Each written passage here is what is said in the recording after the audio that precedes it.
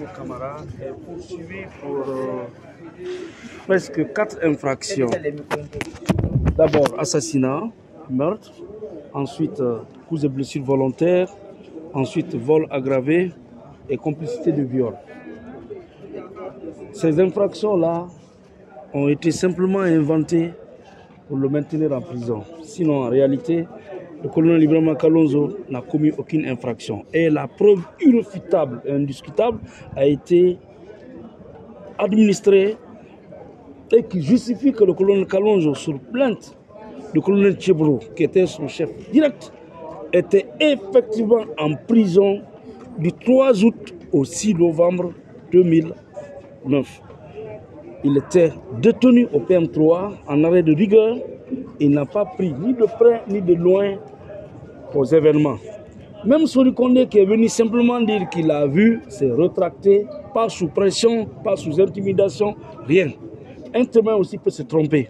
La justice devait tenir compte. Donc pour moi, le colonel Kalonzo sera purement et simplement acquitté.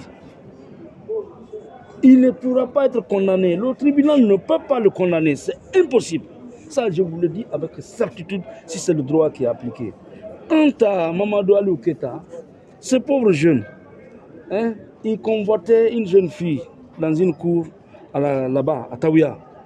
Finalement, il s'est rendu compte, c'était pour un projet de mariage, mais il s'est rendu compte que dans l'avenir, ça ne pouvait pas marcher. Finalement, il a freiné et il s'est marié dans une autre famille. Le jour des événements, il est venu pour le maintenir, il était là. C'est lui qui tenait le cougar dans la jupe. Finalement, la dame, je crois, a dû l'apercevoir pour dire, bon voilà, elle m'a violé. C'est pas comme ça.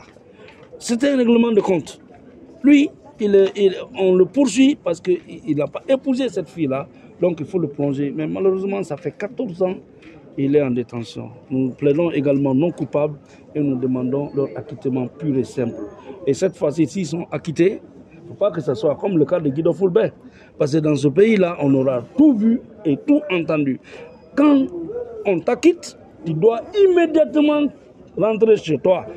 Personne ne peut plus t'arrêter légalement. Mais très malheureusement, c'est dommage. Que Dieu soit loué.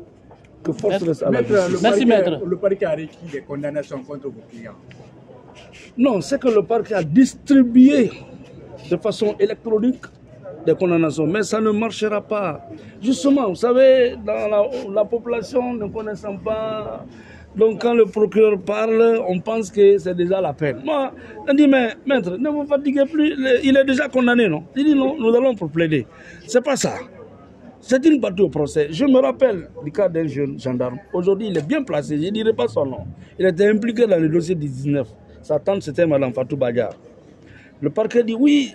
C'est lui qui transportait les armes. Il s'était même déjà rencontré à la cimenterie. Il devait venir exécuter Alpha Condé. Donc je demande la peine de mort. Le jeune a passé toute la nuit en train de pleurer dans sa cellule. Toute la nuit. Mais lorsque j'ai pris la parole, j'ai plaidé, il ne faisait que rire. Il a été acquitté. Donc le parquet propose. Mais c'est le tribunal qui tranche. Donc c'est pas ça. Ça ne passera pas. Moi, mes 2 clients seront acquittés.